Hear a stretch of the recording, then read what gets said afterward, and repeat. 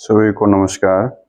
माननीय कौशलेंद्र कुमार जी उम्मीदवार हैं यहाँ से एनडीए के, और महागठबंधन से संदीप सौरभ जो कि पाली विधानसभा क्षेत्र के विधायक हैं और यहाँ से माले के वो नेता हैं। विपक्ष कह रहा है कि यहाँ कांटे की टक्कर है, तो नालंदा में कांटे की टक्कर नहीं है। इसको एक विपक्ष भी मान रहा है और सारे लोग जान रहे हैं कि यहाँ पे कांटे की टक्कर नहीं है। जहाँ जहाँ कांटे की टक्कर है वो सबको पता है कि कहाँ कहाँ कांटे की टक्कर थी। और नालंदा में खास कर करके कि कांटे की टक्कर है, और या जितना तरह के सोशल मीडिया पे लोग अलग अलग तरह से भी एक अभी क्या चल रहा है कि पिछले कुछ दिनों से फेक प्रोफाइल बना कर करके चीज़ों को बहुत सारे के प्रोफाइल पे जा करके कमेंट करना, चीज़ों को सर्कुलेट करना, और वो जदयू का निशान लगा रखा है या जदयू का फोटो नीतीश कुमार का फोटो लगा रखा है वगैरह वगैरह। इस तरह से कर करके वो दिखाना चाहता है कि जदयू जो है यहाँ पे नीतीश कुमार उम्मीदवार का जो है जदयू उम्मीदवार का विरोध कर रही, जबकि ऐसा है नहीं। उन नए नए जो प्रोफाइल बना करके ये काम कर रहे हैं, शायद उनको नहीं पता है कि ये सब खेल पुराना हो गया, और जो सोशल मीडिया पे बहुत लंबे वक्त से उनको पता चल जाता है कि कौन सा फेक प्रोफाइल है। तो इन सब चीज़ों से बचना चाहिए कि भाई तुम फेक प्रोफाइल बना कर करके अचानक से आकर के कहोगे कि हाँ ये नहीं ये होगा, यहाँ पे कांटे की टक्कर है। और यहाँ पे कौशलेंद्र कुमार जी अब जैसे एक तर्क दे रहा है, उस तरह के जो लोग प्रोफाइल चलाते हैं अपनी पहचान छुपा कर करके, वो कह रहे हैं कि भाई नीतीश जी को यहाँ पे 2 दिन रुकना पड़ रहा है, ये करना पड़ रहा है। तो भाई मेरे तेजस्वी यादव भी जाकर करके पूर्णिया में कितने दिन रुके, सारण में जाकर करके कितने दिन रुके, ये भी तो पहले बोल लो। तो ये चीज कि नीतीश जी यहाँ पे रुक रहे हैं, और एक और बात कह रहे हैं कि जेपी नड्डा जी को आना पड़ गया, तो ये लोग शायद भूल रहा है, यादाश्त कम है, क्योंकि ये लोग क्या है ना कि ये बरसाती मेंढक की तरह जो है राजनीति के ज्ञान रखता है। पिछले चुनाव में 2019 के चुनाव में माननीय प्रधानमंत्री नरेंद्र मोदी यहाँ पे आए थे। यही कौशलेंद्र कुमार जी के प्रचार प्रसार के लिए वो आए थे यहाँ पे, और ये लोग भूल जाता है। जेपी नड्डा जी आ रहे हैं, ये गठबंधन का धर्म है, गठबंधन का धर्म का पालन करना है, और यहाँ पे पहले भी आते रहे। एक बार तो मतलब 98 की बात है, यहाँ पे अटल जी आए थे, किसको नहीं पता है। तो इस तरह से तो लोग आते रहे हैं यहाँ पे, और आना भी चाहिए। क्या तेजस्वी जी नहीं आएंगे? लेकिन ये कहना कि हाँ भाई यहाँ पे स्थिति खराब है जदयू की और निवर्तमान सांसद और वर्तमान उम्मीदवार कौशलेंद्र कुमार जी की, इसके वजह से जेपी नड्डा साहब आ रहे हैं, या इसके वजह से नीतीश जी यहाँ पे ये कर रहे हैं। भाई एक चीज तो जान लो, खास करके नालंदा में उम्मीदवार कौन है वो नहीं दिखता है। नालंदा में पब्लिक देखती है नीतीश कुमार को, और उसके बाद लोकसभा में नरेंद्र मोदी को देखता है।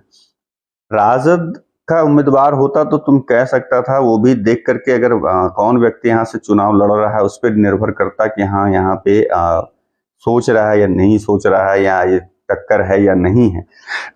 जहां तक है कि माले का बात है, तो माले यहाँ पे ठीक है, राजद के लोग भी अंदर खाने हो सकता है कि उसका समर्थन नहीं करे, माले यहाँ पे टक्कर में नहीं आ सकता। आप चुनाव लड़ रहे हैं तो ये थोड़ी कि उनकी जमानत जब्त हो, क्योंकि महागठबंधन से या इंडी गठबंधन से लड़ रहे हैं तो थोड़ी वही सेकंड पोजीशन पे रहेंगे। मार्जिन कितना रहेगा वो तो 4 तारीख को पता ही चल जाएगा। लेकिन ये कहना कि कांटे की टक्कर है नालंदा में कांटे की टक्कर नहीं है।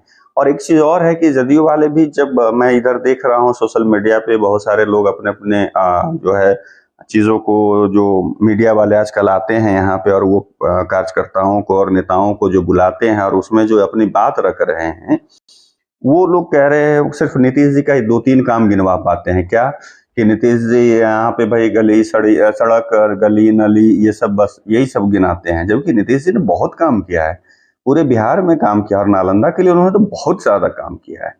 नालंदा के लोग अगर उस चीज को भूल जाएंगे, जितना नीतीश जी ने नालंदा में काम कर दिया है नालंदा में, उसको मेंटेन करना ही एक सबसे बड़ी चुनौती हो जाएगी यहाँ के जो आगे आने वाले नेता जो लोग हैं, तो उस चीज को वो मेंटेन करके सिर्फ दिखा दें, यही बड़ी बात होगी।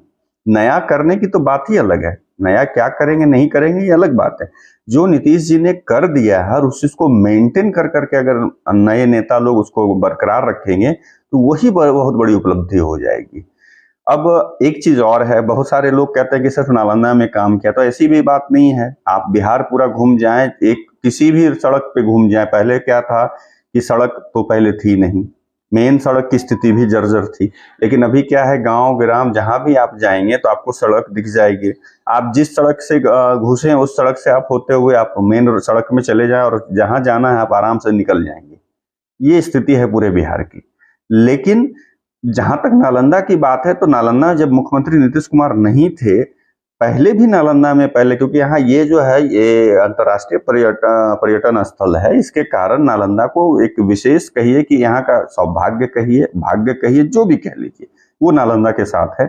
यहाँ पे जैन धर्म, बौद्ध धर्म, हिंदू धर्म, मुस्लिम धर्म, इस्लाम धर्म, सभी से रिलेटेड यहाँ पे जो है ना ये नालंदा जिला में जो है पर्यटन स्थल है, या उसको जो कहें कि लोग दूर दूर से लोग आते हैं, अलग विदेशों से आते हैं, देश के अलग अलग कोने से आते हैं। तो ये सौभाग्य नालंदा का कोई कैसे छीन लेगा भाई? ये सिर्फ कहना कि नीतीश, हाँ काम नीतीश जी ने और उसको आगे चार चांद लगाया है। सड़क वगैरह तो बनाया ही है, जैसे चाहे वो जू सफारी हो, ग्लास ब्रिज हो, आपका गंगा जो अभी गंगा जल इधर लाया गया और उसका डैम बनाया गया, वो हो गया, घोड़ा कटोरा हो गया, आपका पांडु पोखर हो गया, फिल्म सिटी हो गया, आपका वहां पे स्टेडियम हो गया, नालंदा अंतर्राष्ट्रीय ये नालंदा विश्वविद्यालय की पुनर्स्थापना जो बन रहा है नया बिल्डिंग, वो हो गया, स्टेडियम हो गया। तो ये सारी चीजें नालंदा में नीतीश जी ने दिया है और ये काम उन्होंने किया है। तो इसको देखते हुए अगर कोई भी नालंदा वासी ये मतलब उस जगह पे जाकर करके वहां पे पार्टी बेसिस सोचेगा या जाति बेसिस सोचेगा, तो ये गलत है। और ठीक है, चुनाव लड़ रहा है तो एक की जीत एक की हार ये तो होती रहेगी, सब दिन होता है, सब जगह होता है। लेकिन ये कह देना कि टक्कर है और नीतीश जी के माथे पे पसीना आ रहा है कि यहाँ पे भाई क्या स्थिति होगी, भाई कुछ नहीं, आराम से कौशलेंद्र कुमार जीतेंगे, आराम से कौशलेंद्र कुमार नालंदा से जीतेंगे। जहां तक मेरा जो एक अभी ऐसे ही मोटा मोटी, क्योंकि जब तक यहाँ से जैसे एक व्यक्ति ने, एक लड़के ने लिखा था मेरे में कि आप यहाँ के हैं और यहाँ का मार्जिन नहीं बता रहे। अरे भाई मार्जिन, पहले मार्जिन कब पता चलेगा?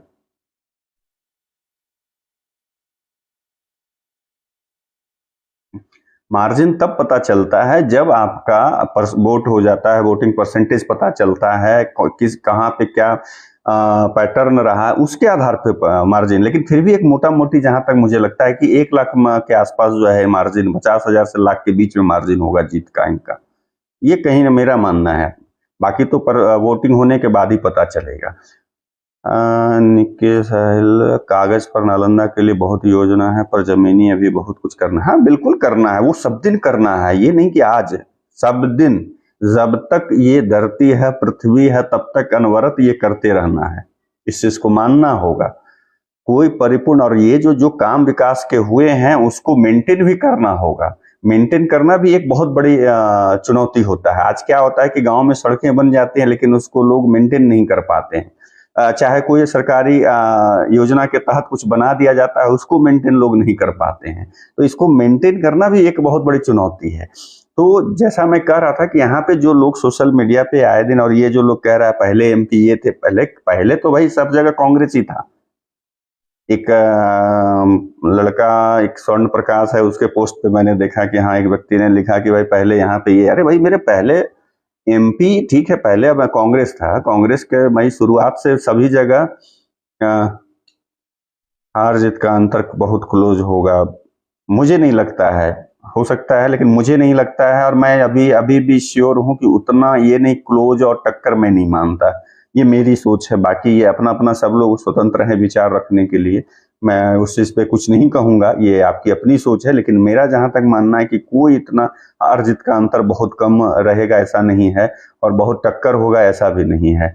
उसके बहुत सारे कारण हैं, बहुत सारे कारण हैं।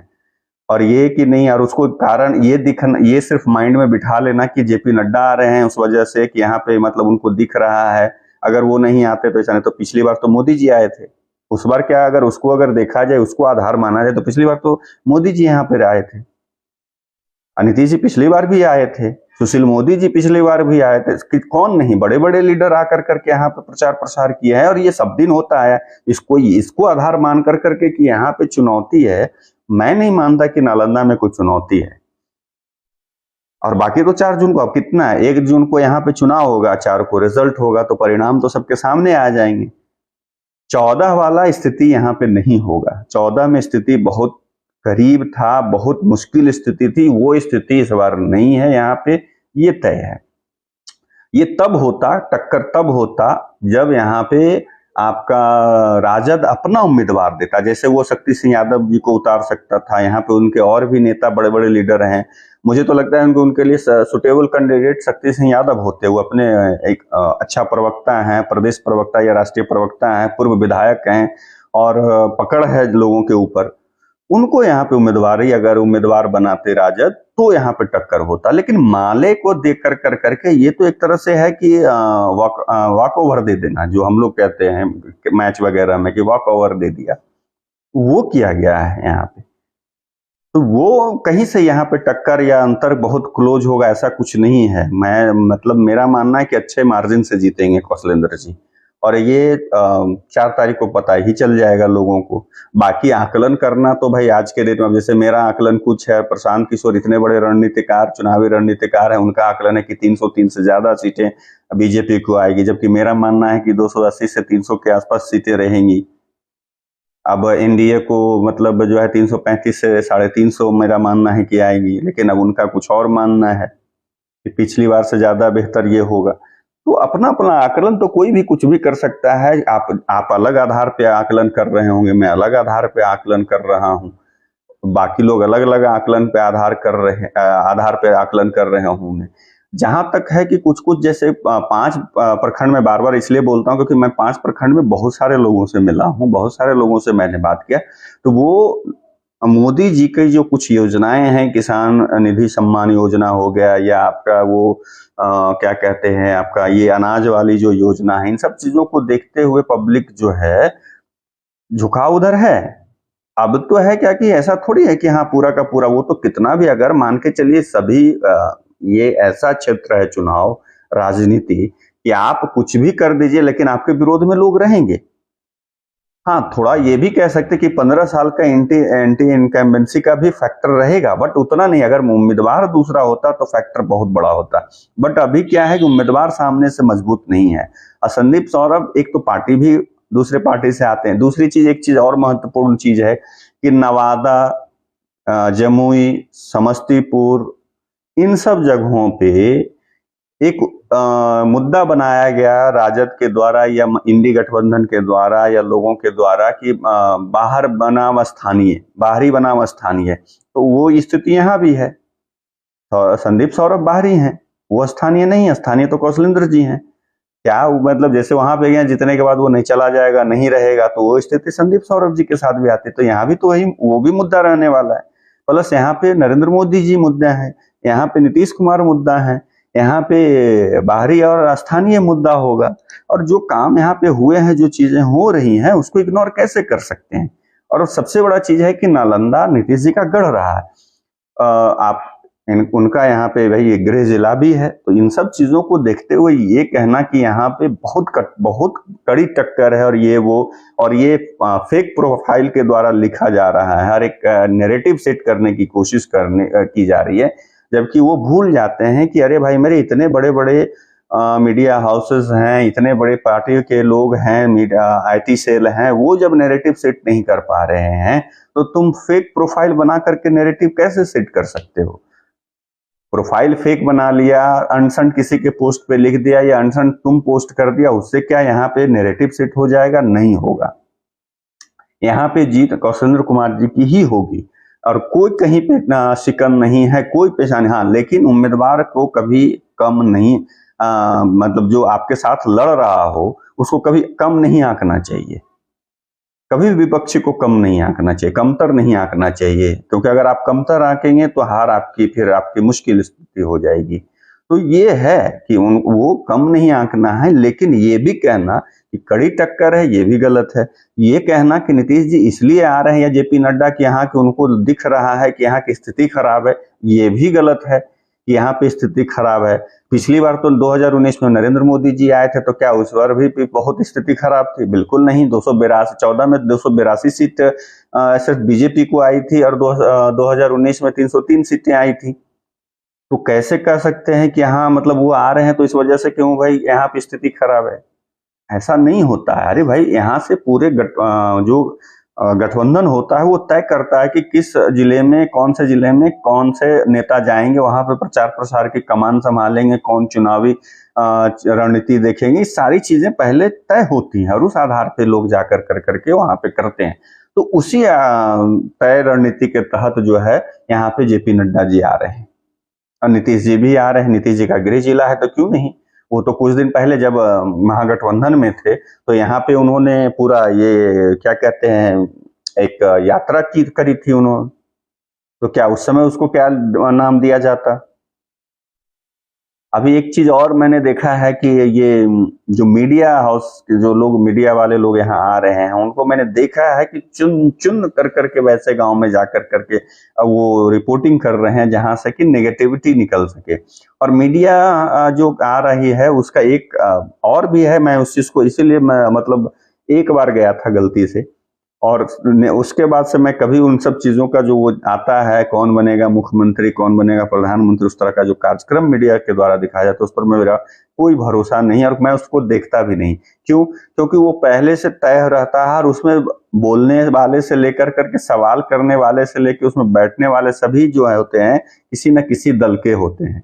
आम आदमी का वहां पे कोई जगह ही नहीं होता। अरे आम आदमी को अगर मीडिया को इतना लगता है तो एक बढ़िया सा ओपन चैलेंज रखवाए और उसमें आम पब्लिक को घुसाए और इसमें तय करे कि कोई भी राजनीतिक दल अपने के नेता अपने समर्थक को नहीं लाएंगे, कार्यकर्ता को नहीं लाएंगे, और उसके बाद फिर देखिए कि उसका जो परिचर्चा होगी या वहां पे सवाल जवाब जो होगा उसका स्तर जो होगा बहुत ऊंचा होगा। और ये होना चाहिए, इस तरह का ही चर्चा परिचर्चा होना चाहिए, इस तरह का ही यहाँ पे चुनाव के समय लोगों के बीच में चर्चा होना चाहिए जिससे कि सही निष्कर्ष निकल सके और लोगों के बीच में मैसेज जा सके कि जनता आखिर क्या सोचती है। लेकिन नहीं, यहाँ पे मीडिया वाले आने से पहले सभी को कॉल कर कर करके बोलते हैं कि हम आ रहे हैं, कार्यक्रम करेंगे, एक आप अपना प्रवक्ता दे दीजिए और उनके साथ कुछ समर्थक दे दीजिए, कार्यकर्ता दे दीजिए, बाकी आम पब्लिक से कोई लेना देना नहीं है।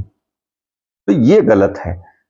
तो जैसा कि मैंने कहा कि कुछ ऐसा यहाँ पे नहीं है। कौशलेंद्र जी का बहुत ज्यादा ये कि हाँ मतलब करीब क्लोज फाइट है ऐसा कुछ नहीं है, लेकिन फाइट तो है क्योंकि भाई लड़ रहे हैं, दो लोग लड़ रहे हैं तो एक जीतेगा एक हारेगा। हिमांशु राय पूछ रहे हैं बेगूसराय का क्या रिपोर्ट होगा। जहां तक मुझे समझ में आया है, जो जहां तक मेरी जानकारी है, जो मेरा अपना आकलन है खुद का, उसके हिसाब से गिरिराज सिंह जीत रहे हैं, इसमें कहीं दो मत नहीं है। हाँ, थोड़ा सा ये है कि स्थिति खराब हुई थी बट फिर बाद में स्थिति को संभाला गया। अंतर अब क्या होगा, अंतर हो सकता है कम रहे, लेकिन जीत गिरिराज सिंह की होगी, इसमें कहीं दो राय नहीं है, ये तो तय है। बेगूसराय से, नालंदा से कौशलेंद्र जी की जीत होगी, ये भी तय है। अंतर जो भी रहे अंतर, लेकिन इतना भी कम अंतर नहीं होना है कि 10,000, या उसी तरह से गिरिराज सिंह का भी अंतर ये नहीं होगा कि 5,000 10,000 से, नहीं, 30,000 40,000 50,000 से प्लस से ही जीतेंगे। ऐसा नहीं है कि हाँ वो बहुत कम अंतर से हो सकता है। अब क्योंकि मत दिया जाता है भाई, तो वो तो गुप्त मतदान होता है, उसको एग्जैक्ट बोल पाना तो ये गलत होगा, लेकिन एक मोटा मोटी तौर पे बताया जा सकता है। तो उस आधार पे यही मैं बता सकता हूँ कि वो इतने अंतर से, यहाँ का भी जो है जीत का अंतर जो है 50,000 से प्लस ऊपर होगा, 60,000 हो 55,000 हो, जो भी हो यही आसपास रहना चाहिए। अब उसमें से ऊपर नीचे 5-10 हजार हो जाना कोई बहुत बड़ी बात नहीं है, क्योंकि हम एक्यूरेट कैसे, अगर एक्यूरेट बताने लगेंगे तब तो भाई बात ही है, फिर तो बेकार का फिर चुनाव ही करवाना है या कुछ इतना जो होता है तामझाम वही होना बेकार है। तो यही है। और जो ये यहाँ पे नालंदा में जो करने की कोशिश की जा रही है ये गलत है। और मैं तो कहता हूँ कि तमाम जितने भी लोग हैं, चाहे किसी भी दल से जुड़े हुए हों, और जहां तक जैसा मैंने बताया कि राजद के लोग भी संदीप सौरभ को दिल से खुल करके, ठीक है क्योंकि गठबंधन धर्म का पालन जरूर करेंगे, लेकिन खुलकर करके उनके लिए आकर के बैटिंग फील्डिंग करना ये नहीं होगा, ये मुश्किल है कि संदीप सौरभ के लिए यहाँ पे राजद या कांग्रेस या कोई भी, और वो दिख रहा है ग्राउंड लेवल पे। वो अलग बात है कि हाँ लोग माने ना माने, और ये यहाँ से कि हाँ यहाँ से अभी वर्तमान में फिलहाल कोई ऐसी स्थिति नहीं है कि यहाँ पे दूसरे दल के लोग जीत जाएंगे, या ऐसा कुछ नहीं होना है। तो ये सब चीज फैलाना लोग बंद करे, और जो भी लोग इस तरह की बात कर रहा है, कोई पेज चला के कोई और नाम से प्रोफाइल पे बना करके किसी और नाम से प्रोफाइल, ये बकवास है। और मैं ये भी कहूंगा कि जो समर्थक लोग हैं या जो पार्टी के कार्यकर्ता लोग हैं, एनडीए या जदयू या बीजेपी के, इनको भी संयमित होकर करके अपनी बात को रखना चाहिए, इनको भी संयमित होकर करके पोस्ट करना चाहिए। उस तरीके से जिस तरीके से पोस्ट कर रहे हैं या जिस तरीके से अपनी बात रख रहे हैं वो भी तरीका गलत नहीं है, वो तरीका सही नहीं है, वो भी तरीका गलत है। कि उतना ओवर कॉन्फिडेंस उसको बोला जाता है, ये ओवर कॉन्फिडेंस है। अरे भाई उतना भी मत बोलिए कि अगर ज्यादा ओवर कॉन्फिडेंस में रहेंगे तो सब वही सोच लेगा कि चलो जीत तो तय है। यहाँ पे एक चीज हो सकता है कि वोट अंतर अगर कम होगा तो उसका सबसे बड़ा कारण ये होगा क्या कि सभी के माइंड में ये जा रहा है या ये सोच रहे हैं कि अरे ये जीत तो रहे ही हैं, क्या जाना है। इस चक्कर में हो सकता है कि कम लोग जाए वोट करने। इस चक्कर में क्या होगा कि वोट परसेंटेज कम जाए, मतलब कम होगा, और उसका फिर क्या होगा कि मार्जिन कम होगा, तब होगा। ये यहाँ पे देखने को मिल रहा है नालंदा में कि लोगों के मन में बैठा, अरे जीत ही जाएंगे, छोड़ो ना यार, अरे नहीं जीत जाएंगे, इसमें बहुत ज्यादा कुछ रखा हुआ नहीं है। तो इससे थोड़ा सा यहाँ हमें लगता है एनडीए के कार्यकर्ता को इस पर काम करना चाहिए, लोगों को उत्साहित करना चाहिए, और उनको जो वो जिस तरह के स्टेटमेंट दे रहे हैं उनको उससे बचना चाहिए। वो ओवर कॉन्फिडेंस की निशानी है, और वो पब्लिक के बीच में जब जाएगा मैसेज तो वो गलत जाया होगा। तो इससे बेहतर क्या है कि पब्लिक जो एक मतलब ये सोच रखा है, बना के रखा है, जीत ही जाएंगे, मेरा जाना कोई जरूरी नहीं, हम एक व्यक्ति वोट नहीं देंगे तो क्या हो जाएगा, जीत तो जाएंगे, इस पर काम करना हो चाहिए एनडीए के कार्यकर्ता को। बाकी ऐसा कुछ नहीं दिख रहा है जिससे कि हाँ कौशलेंद्र जी को कहीं कोई क्षति होने वाली है या उनको कोई नुकसान या वो हारने वाले हैं। वो जीत कर करके चौथी बार भी लोकसभा जा रहे हैं, यही मेरा कहना था। जैसा कि मैंने कहा था कि कुछ थोड़ा राजनीति भी कर लिया जाए, और थोड़ा जो है आज नालंदा लोकसभा पे, क्योंकि मैं लगातार देख रहा हूँ, कंटिन्यूअस सोशल मीडिया पे पोस्ट देख रहा हूँ, बाकी ग्राउंड लेवल पे ऐसा कुछ मैं नहीं देख रहा हूँ, लेकिन सोशल मीडिया पे एक माहौल बनाने की कोशिश। लेकिन वो माहौल बनाने वाले जो लोग हैं वो मुझे लगता है कि थोड़ा सा बेवकूफ टाइप के लोग हैं, कि फेक प्रोफाइल बना कर करके किसी से किसी के पोस्ट पे कुछ खुद करके कह देने से नहीं। आपको अगर किसी का प्रचार करना है, आपको अगर कुछ माहौल बनाना है तो आप अपने से करिए, उसको लोगों तक पहुंचाने की कोशिश करिए। ये नहीं कि दूसरे पार्टी के लोग या समर्थक के पोस्ट पे जाकर करके कमेंट करिए और गाली गलौज कीजिए और उसमें कुछ अनसन लिखिए, उससे कोई माहौल नहीं बनने वाला है, ठीक है। और माले का कितना 2 बार यहाँ पे ये कांग्रेस का, ये कह सकते थे कि कांग्रेस का गढ़ रहा, तो एक समझ में आता है बात। माले का सिर्फ 2 बार माले जीती है यहाँ से, 2 बार बने, उसके लिए आप लोग नहीं, जो लोग कुछ लोग बोल रहा है कि हाँ माले का यहाँ पे पहले ये रहा, नहीं, सिर्फ 2 बार। बाकी कांग्रेस का जरूर गढ़ रहा। उसके बाद से यहाँ पे समता पार्टी और जदयू दोनों, जो कि पहले समता पार्टी बाद में जदयू होगा, इनका रहा है यहाँ पे।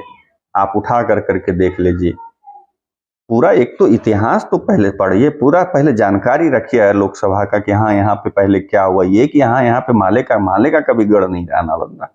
और जहां तक अगर बात वो करिएगा तो इन लोगों के वजह से नालंदा ने जो भुगता, खास करके इस्लामपुर क्षेत्र, कंगर हो गया, हिलसा हो गया, ये सब जो क्षेत्र है, कराय परसुराय वगैरह इलाका, परवलपुर इलाका, ये सब जितना इन लोग इस से पीड़ित था एक समय में 90 के दशक में, कि एक चस्पा हो जाता था, एक पोस्टर चिपका दिया जाता था और वहां से भाई लेवी का काम किया जाता था, वसूली किया जाता था, लोगों को प्रताड़ित किया जाता था, लोगों को तंग किया जाता था, लोगों को मारा पीटा जाता था। तो ये नालंदा के लोग भूले नहीं हैं। तो इस आधार पे कहना है कि यहाँ पे माले का कोई गढ़ नहीं रहा है। और हाँ 1-2 बार जीत जाना गलती से वो होता है, चलिए होते रहता है, वो उम्मीदवार पे भी निर्भर करता है कि उम्मीदवार। लेकिन संदीप सौरभ उतने डायनामिक पर्सनालिटी के नहीं है या उतने बड़े फैक्टर नहीं बन सकते। मैंने जैसा बोला कि अगर राजद यहाँ से शक्ति सिंह यादव को देता तो यहाँ पे टक्कर हो सकती थी। राजद खुद यहाँ से नहीं लड़ कर करके ये जो फाइट है इसको आसान कर दिया है। कांग्रेस, ऐसे भी कांग्रेस का वोट बैंक अब बिहार में कोई ऐसी स्थिति है नहीं। आप खुद एक किशनगंज जीती थी मतलब पिछली बार, तो उस आधार पे अगर उसको भी जिंदा करने वाले नीतीश कुमार हैं, कांग्रेस को भी, कि पुनः एक उन्होंने मतलब 2015 में संजीवनी देने का काम किया। तो ये कहना कि हाँ मतलब ये सब कोई फैक्टर वैक्टर नहीं है यहाँ पे शाम से। और बाकी नड्डा जी का आना एक रणनीति का हिस्सा होता है, एक गठबंधन का धर्म पालन करना होता है कि भाई हम वहां जा रहे हैं, आप वहां जाइए, ये सब जगह चलता है।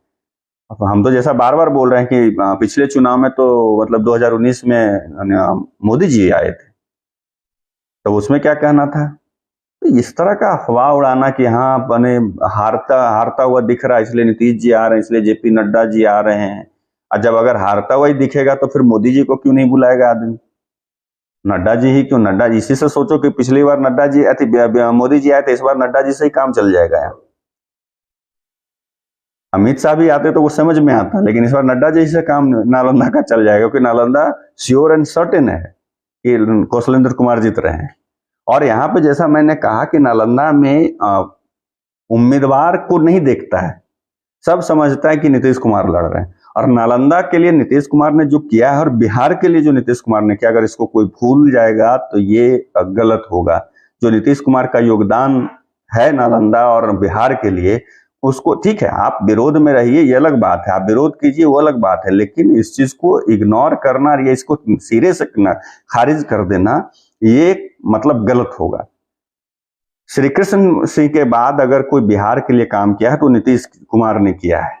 और नालंदा में तो एक तो ठीक है, जैसा मैंने बोला कि पहले शुरुआत से ही नालंदा का सौभाग्य है, भाग्य है कि ये एक अंतर्राष्ट्रीय मानचित्र पर हमेशा रहा है, क्योंकि ये अंतर्राष्ट्रीय पर्यटन स्थल रहा है, तो उसके कारण यहाँ पे तो होता ही था। लेकिन नीतीश जी ने उसमें चार चांद लगाया, चीजों को बढ़ाया है, यहाँ पे पर्यटन की और जो है बेहतर किया है। और अगर ये अभी मान लीजिए इनका ऊपर वाला इनका स्वास्थ्य अच्छा रखता है, ये स्वस्थ रहते हैं और अगर और मुख्यमंत्री बनते हैं तो बढ़िया से ये मतलब यहाँ पे और कुछ होगा। पूरे बिहार में आप सड़क देखिए ना, नेशनल हाईवे छोड़ दीजिए, आप स्टेट हाईवे को देखिए, ग्रामीण सड़कों को देखिए, आप जो एक मतलब जो क्या कहते हैं कि एक दूसरे से कनेक्टिविटी, और ऐसे ही जो सड़क जो बना हुआ स्टेट हाईवे जो नहीं है उसको भी आप देखिए कि हर गांव को जोड़ा गया है सड़कों से। पहले क्या होता था कि पैदल चलना पड़ता था, 2 किलोमीटर 3 किलोमीटर पैदल चल करके कोई गांव पहुंचता था। मैं खुद अपना मतलब मुझे याद है कि मैं अपना गांव जाता था, ये नीतीश जी के आने के पहले किचनिया पुल पर से पैदल जाता था गांव। लेकिन आज जब से नीतीश जी आए तब से पैदल जाने की आवश्यकता नहीं है, क्योंकि सब लोग का जैसे ही सड़कें अच्छी हुई, यहाँ पे सब लोगों के सुरक्षा का ख्याल किया गया, लाइन ऑर्डर सही हुआ, सब लोग गाड़ी खरीद ली। आज तो हर घर में गाड़ी है। क्यों? क्योंकि सड़कें अच्छी हो गई। क्यों? क्योंकि सुविधाएं बढ़ गई। क्यों? क्योंकि बिजली पानी, और ऐसा नहीं है कि हाँ मतलब यहाँ पे इनकम नहीं, जबकि अगर 2005 से पहले मतलब नीतीश जी के पहले का दौर देखिए, खास कर करके 2000 झारखंड अलग होने के पहले, तो बिहार के पास झारखंड की जो एक क्या कहते हैं आपका जो वहाँ पे आपका ये सब सारे औद्योगिक क्षेत्र थे जो झारखंड के जो चले गए बंटने के बाद, वो सारा बिहार में था। फिर भी इच्छा शक्ति नहीं थी उस समय के लोग जो यहाँ पे राज कर रहे थे। नीतीश जी के पास वो इच्छा शक्ति थी कि कम रिसोर्सेज के बावजूद इन्होंने डेवलपमेंट करके दिखाया। ये अलग बात है कि 15 से जो ये 13 के बाद से जो इधर उधर की स्थिति हुई है तो थोड़ा स्थिति खराब हुआ है, लेकिन खराब उनके दल का हुआ है और थोड़ा बहुत काम भी मतलब जो है अवरुद्ध हुआ है। ये नहीं कह सकते हैं कि हाँ मतलब काम नहीं हुआ है, काम हो ही रहा है, लेकिन थोड़ा स्लोली हो रहा है। 38 में से 36-38 सीट से कम नहीं जीतेगा इंडियन। ये आपका आकलन है, मेरा मानना है 30 मैंने एक फिक्स रखा, उसमें 5 ऊपर नीचे कर लीजिए, कुछ भी हो सकता है। 35 हो सकता है, 32 हो सकता है, 33 हो सकता है, या 29-28 भी हो सकता है। ऐसे कोई बहुत बड़ी ये बात नहीं है। जीरो साइज कुछ आप पर जस रहा है भैया, मेरा जीरो साइज क्या है? बाल है? अच्छा, ये नहीं, क्योंकि ये चुटका हो गया था इसलिए सर मुंडवाना पड़ा था।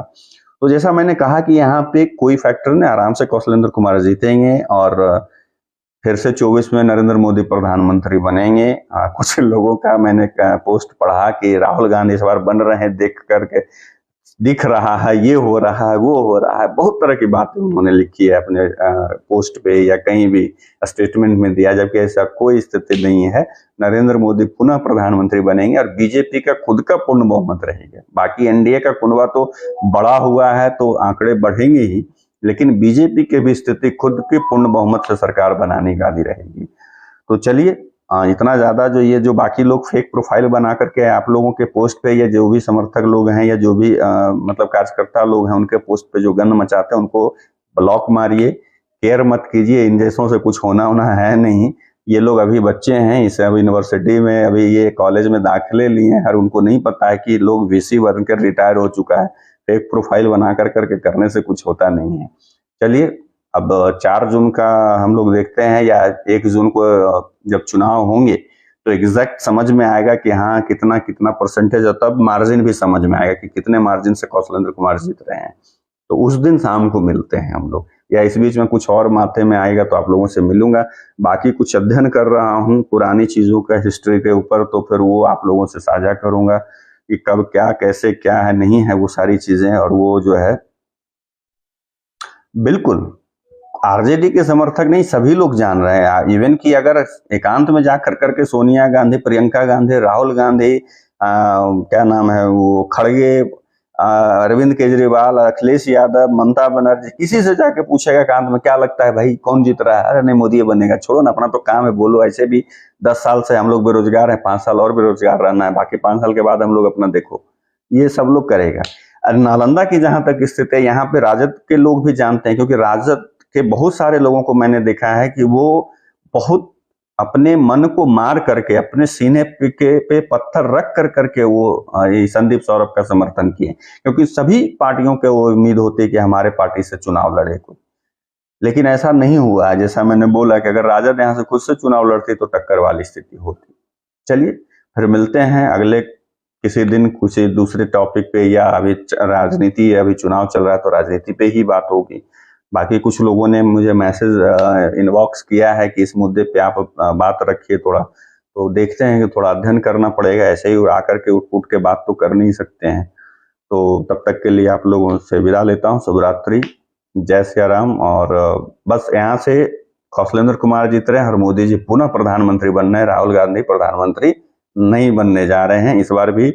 वो मुझे लगता है कि कांग्रेस को अगर बचाना है तो राहुल गांधी को हटा, मतलब जो है ब्रेक लेना चाहिए, संन्यास लेना चाहिए राजनीति से। क्योंकि मुझे कुछ समझ में, कांग्रेस के लोग जिस तरीके से दुखी होकर करके छोड़ रहे हैं, या जैसे उनको निष्कासित किया जा रहा है, मतलब बड़ा अजीब स्थिति है। जो समर्पित कार्यकर्ता लोग हैं उनको भी तरजीह नहीं दे रही है कांग्रेस। भाई आप देखिए ना, उठा करके जिनके खानदानी लोग रहे हैं कांग्रेसी, उन लोग, वो लोग भी जो है कांग्रेस को छोड़ करके किसी दूसरे दल में जा रहे हैं। आप उठा करके देख लीजिए। आप चलिए इनसे क्या कहते हैं, ज्योतिरादित्य सिंधिया से चलिए, एक यहाँ पे क्या कहते हैं आपका जितिन प्रसाद देख लीजिए, नवीन जिंदल देख लीजिए, मिलिंद देवड़ा देख लीजिए, सभी उठा करके देखिए, हेमंत बिश्व शर्मा देख लीजिए, किसी का नाम लीजिए ना, बड़े बड़े लीडर जो कि सेकंड मतलब नीचे नए सेकंड लाइन के नेता माने जाते थे ये लोग एक समय, और ये लोग मंत्री भी रह चुके थे।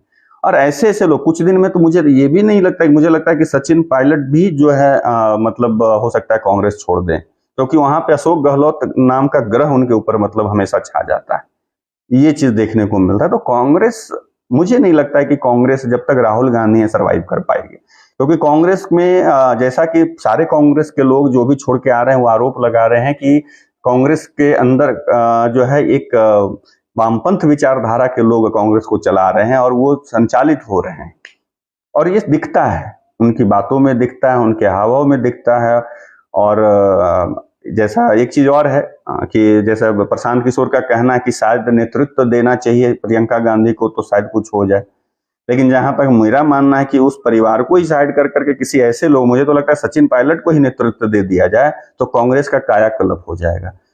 आप उठा के देखिए, पुराने कांग्रेसी लोग जो हैं उनसे अगर अकेले में बात कीजिएगा ना, बहुत उनका मन रोता होगा, दिल रोता होगा कि उनको जो मिलना चाहिए था वो नहीं मिला। और यही कारण है कि धीरे धीरे धीरे धीरे सभी राज्यों से कांग्रेस खत्म होते जा रही है।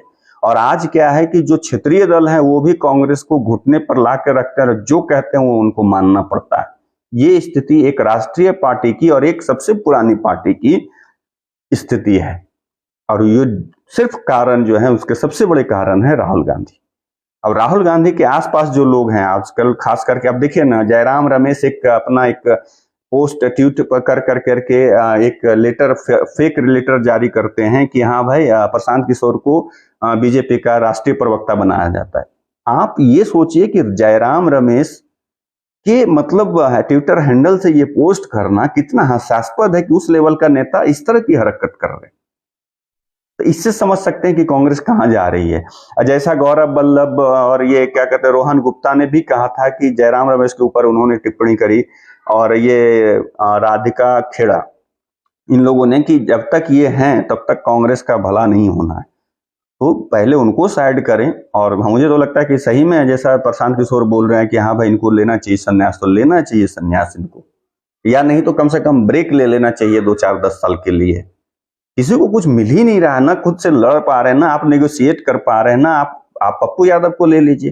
पप्पू यादव को प्रियंका गांधी ने कहा कि हम आपको वहां पे टिकट देंगे, और उनकी बात को भी राजद ने नहीं सुना। उनकी हैसियत उनको बता दी कांग्रेस की कि आपकी हैसियत यही है, जो हम कहेंगे वो करेंगे, और लास्ट में उनको जो है पप्पू यादव को वहां पे निर्दलीय चुनाव लड़ना पड़ गया।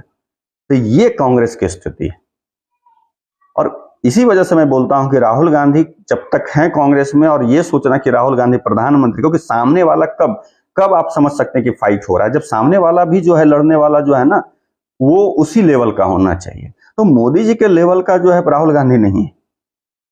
आपको मोदी जी को हराने के लिए उस लेवल का नेता ढूंढना पड़ेगा, और कांग्रेस में होंगे, हैं, लेकिन उनको जब तक राहुल गांधी हैं, इनके अंदर महत्वाकांक्षा, और सोनिया गांधी जी जब तक हैं उनके कि बेटा को हम प्रधानमंत्री बनाएंगे, ये महत्वाकांक्षा कभी भी कांग्रेस को आगे बढ़ने नहीं देगी, क्योंकि कोई आगे आ ही नहीं रहा है। हर जगह वो अध्यक्ष रहे ना रहे, कुछ रहे ना रहे, किसी पद पे रहे ना रहे, उनकी ही चलती है। अजीब टाइप के वो बात रखते हैं जो कि समझ में नहीं आता है, लेकिन अब कांग्रेस में लोग हैं तो उनको मजबूरी में उनको डिफेंड करना पड़ता है, उनकी मजबूरी को हम लोग समझते हैं। तो वही है, 4 जून को फिर से यही आपका निष्कर्ष निकल के आएगा कि मोदी जी फिर से प्रधानमंत्री बन रहे हैं। एनडीए अच्छा खासा सीट लेकर के आ रही है, ये नहीं जैसा कि इंडी गठबंधन के लोग बोले कि 150-200 पे सिमटेगी, ऐसा कुछ नहीं होने जा रहा है। 280 से 300 सीट बीजेपी को, 335 से 350 का सीट जो आसपास जो है एनडीए को। अब इसमें 5-10 सीट ऊपर नीचे रख लीजिए, बस यही आंकड़े रहेंगे, इससे ज्यादा नहीं। और नालंदा में कोई टक्कर नहीं है, कोई क्लोज का काउंटर नहीं है, जो है क्लियर है। अब मार्जिन कितना होगा ये अलग बात। हाँ, ओवर कॉन्फिडेंस नहीं, क्योंकि जब आपके सामने कोई प्रतिद्वंदी है तो कभी हल्के में नहीं लेना चाहिए, ये जरूर होना चाहिए।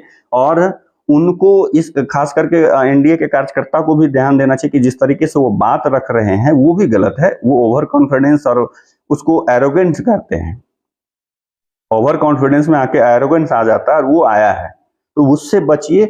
और एक जो सबके अंदर सेफ जोन चला गया है पब्लिक के अंदर, यहाँ पे डैमेज क्या देगा ना जदयू को या एनडीए को, यही देगा कि सबके मन में ये बैठ रहा है कि यार नहीं जीत ही जाएंगे, छोड़ो ना, मेरे जाने से क्या होगा, कुछ नहीं होगा, नहीं भी जाएंगे तो काम चलेगा। ये अधिकतर व्यक्तियों के मन में बैठता जा रहा है नालंदा में।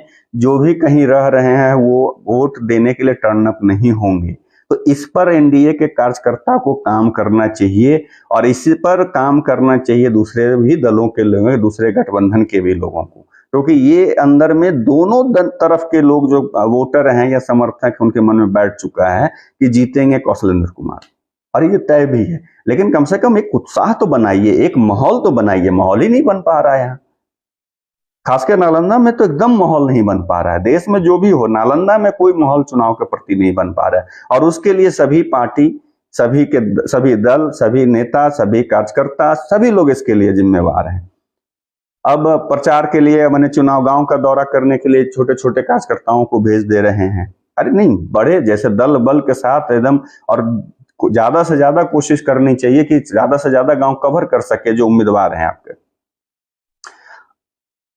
बिल्कुल बिल्कुल राज जी, आपका कहना सही है। मैं तो बार बार बोल रहा हूं कि जैसे नवादा में, जमुई में, समस्तीपुर, इन सब जगहों पे बाहरी बनाम स्थानीय का मुद्दा बनाया गया, तो नालंदा में भी तो वही स्थिति है ना।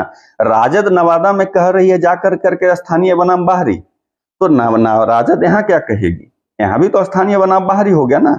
संदीप सौरभ उठा करके बाहर से, वो भी अगर खुद के पार्टी से लड़वा रहे होते तो एक बात आता, आप किसी और को लड़ा देते अपने पार्टी में शामिल। क्या नालंदा में नेताओं की कमी है क्या? बहुत सारे लीडर हैं, आप शक्ति सिंह यादव को ही लड़ा देते, रवि ज्योति जी को लड़ा देते, या मैं हमारे भाई देख रहे हैं, हमारे भाई लगता है बड़े भाई दिलीप जी को लड़ा देते। नेताओं की कमी है क्या? अपने सिंबल से लड़वा देते, तब देखते फाइट होता। तो राजद ने वॉक ओवर दिया है यहाँ पे। राजद क्या, इंडी गठबंधन ने वॉक ओवर दिया है। तो इसमें ये चीज, ये बिल्कुल ये एक ये भी है। और यही सब वजह से उत्साह कम है यहाँ पे। और संदीप सौरभ का जो एक बयान जो है वहाँ पे विधानसभा में है, वो बयान जैसे कौशलेंद्र कुमार जी का बयान जो दिखाया गया, जो किसी किसी का श्राद्ध है या जो भी इस तरह की बातें उनके सब लोगों के सामने दिखाया गया, उसी तरह का संदीप सौरभ जी का एक बयान है कि सरस्वती पूजा के खिलाफ उन्होंने स्टेटमेंट दिया। और यहाँ पे जो है उन्होंने ये चीज कहा कि नहीं, ये छुट्टी मिलनी चाहिए। बड़े भाई दिलीप जी लिख रहे हैं कि अच्छा विषय, बहुत बहुत धन्यवाद सर। आपसे मिलना भी चाह रहे हैं, बट अभी थोड़ा सा व्यस्तता के कारण मिल नहीं पा रहे हैं। जो आप लोगों से चर्चा हो, ऐसे रवि ज्योति सर से चर्चा होती रहती है, बट आपसे भी मिलना बहुत दिन हो गया है, तो मिलने के बाद कुछ चर्चा हो, क्योंकि यहाँ पे एक चाहिए आप नेतृत्व, नया नेतृत्व नालंदा में तैयार होना चाहिए। तो खैर, जो मैंने जैसा कहा कि यहाँ पे बस वही एक डर है और कोई डर नहीं है, बाकी आराम से यहाँ पे ये क्लियर विनिंग सीट है एनडीए का और जदयू का। बाकी 4 जून को देखिएगा, और हम लोग फिर 1 जून का वोटिंग जब होगा तो शाम को हम लोग फिर मिलेंगे कि क्या हो रहा है, नहीं हो रहा है, तो शाम को भी हम लोग मिलेंगे। और कोशिश है कि एक नालंदा में, अब नालंदा नहीं, पूरे बिहार में मेरा मानना है कि नए लोगों को सामने आना चाहिए। अगर पार्टी आपको मौका नहीं दे रही तो आप पार्टी को छोड़िए, अपना एक बढ़ाइए, अब बनाइए, क्योंकि सिंबल ठीक है, मायने रखता है, लेकिन बहुत ज्यादा भी सिंबल नहीं। उसका उदाहरण देख लीजिए, भाटी, राजस्थान में भाटी जी हैं, अभी यहाँ पे गिरिडीह से कोई जयराम महतो को देख लीजिए, पवन सिंह को देख लीजिए, गुंजन सिंह को ही देख लीजिए, कि बहुत ज्यादा नहीं, जबकि ये लोग तो कलाकार, फिर भी इन लोगों ने सिकन तो ला ही दिया। ऊपर से मनीष कश्यप जो भी कर लिया, उस पर मैं नहीं जाना चाहता, लेकिन मनीष कश्यप को आनंद फानन में बीजेपी ने अपने में शामिल करवाया, क्योंकि संजय जायसवाल को वो वहां पे कड़ी टक्कर देने वाला था। तो ये चीज अब आना चाहिए लोगों के अंदर में कि हाँ नहीं, अगर पार्टी नहीं देगी तो हम फाइट करेंगे, ये आना चाहिए लोगों का। क्योंकि अब पब्लिक भी तंग आ रही है इन लोगों से कि भाई जो मतलब क्या है, समझ में नहीं आता है। कहीं से उठाकर किसी को लड़ा दो, किसी को भी दे दो, मतलब ये सभी दलों के अंदर में बैठ गया है कि जिसको हम देंगे वो जितवे करेगा, उसी को मान लेगा। नहीं, ये अब नहीं होना चाहिए, इसका जरूर विरोध होना चाहिए। बाकी जैसा मैंने बोला कि फिर हम लोग आगे मिलते हैं और देखते हैं क्या होता है, नहीं होता है, वो तो समय बताएगा। और चर्चा परिचर्चा ऐसे ही होते रहना चाहिए, लोगों को, लोग अपनी बात रखें। और मैं तो कहता हूं कि तार्किक बात रखें, कुतर्क रखने से कोई फायदा नहीं है। कांग्रेस से अगर दिलीप जी को दिया जाता टिकट तो कौशलेंद्र कुमार इस बार शायद नहीं जीत पाते, क्योंकि देखिए ये राज जी, आप पत्रकार हैं, मैं आपकी बात को बिल्कुल, मैं आपकी बातों से सहमत हूं। एक तो ऐसा भी है कि दिलीप जी एक मान्य व्यक्ति हैं, सर्वमान्य व्यक्ति, मतलब एक उसको दूसरे तरीके से मत देखिएगा, सर्वमान्य उस तरह का नहीं, मतलब क्या है, स्वीकार, हाँ ये कह सकते हैं कि सभी के बीच में स्वीकार व्यक्ति हैं, सभी से उनका अच्छा संबंध है, चाहे वो कोई भी व्यक्ति हो, किसी भी दल के लोग हों, चाहे किसी भी जाति के लोग हों, किसी भी धर्म के, इसमें कहीं दो राय नहीं है। ये नहीं कि हाँ मतलब हम लोग जानते हैं एक दूसरे को इस वजह से, नहीं, जो भी हम लोग देखते हैं उसके आधार पे ये चीजें कह सकते हैं और कह रहे हैं उसी आधार पे कि अगर वो फाइट में होते या रवि ज्योति जी होते, शक्ति सिंह यादव जी होते तो फाइट अलग होती। हार जीत एक अलग मैटर है, हारना जीतना दो लड़ता, एक जीतता एक हारता है, लेकिन लड़ करके हारना एक अलग ही उसका मजा है। और यहाँ तो लड़ाई ही नहीं हो रही है, तो फिर बात ही अलग है। यही चीज आपका कहना बिल्कुल सही है कि अगर इनको टिकट दिया जाता, या जो मैंने 3 नाम दिए, इन तीनों में से किसी को टिकट दिया जाता, तो यहाँ की लड़ाई कुछ और होती, लेकिन ऐसा नहीं हुआ। उसके बावजूद फेक प्रोफाइलों के द्वारा जो है फालतू का लिखा जा रहा है कि यहाँ पे क्लोज काउंटर है, टक्कर है, तो नीतीश जी हड़बड़ाहट में आ रहे हैं, नड्डा जी हड़बड़ाहट में आ रहे हैं। ऐसा कुछ नहीं है। पिछली बार मोदी जी आए थे, इस बार नड्डा जी आ रहे हैं। इस बार तो नड्डा जी से काम चल रहा है, मोदी जी को आने की जरूरत ही नहीं पड़ रही, क्योंकि उम्मीदवार ही ऐसा मिला है। तो यहाँ से क्लियर विनिंग है। अब बाकी मुझे लगता है कि यहाँ के यूथ को, यहाँ के लोगों को, या पूरे बिहार के लोगों को एक बार राजनीतिक चिंतन और मनन करना चाहिए कि भाई क्या होगा, क्योंकि जो अभी वर्तमान में स्थिति है बहुत दयनीय है और बहुत ही दुखद है। मतलब हम लोग जैसा व्यक्ति जो थोड़ा बहुत राजनीति में इंटरेस्ट रखते हैं, हम लोग को भी इंटरेस्ट इस बार खत्म हो रखा है, क्या करें। और ये विधानसभा से चलते आ रहा है, एमएलसी के चुनाव से चलते आ रहा है, सब हर समय एक ही जैसा पैटर्न चल रहा है, जो कि मतलब अब वो हम मने स्वीकार नहीं है। थोड़ा सा सोचना चाहिए, इस पे काम होना चाहिए। बाकी चलिए फिर मिलते हैं हम लोग अगले कभी किसी लाइव सेशन में। और बाकी आज कुछ मैं देख रहा था, मन में बात थी, 1-2 दिन से सोच रहा था कि आप लोगों से अपनी बात को साझा करूं, तो मैंने किया। अगर अच्छा लगा हो तो लाइक शेयर जरूर कर दीजिएगा। बाकी मिलते हैं। तब तक के लिए बहुत बहुत धन्यवाद। शुभ रात्रि। जय सिया राम।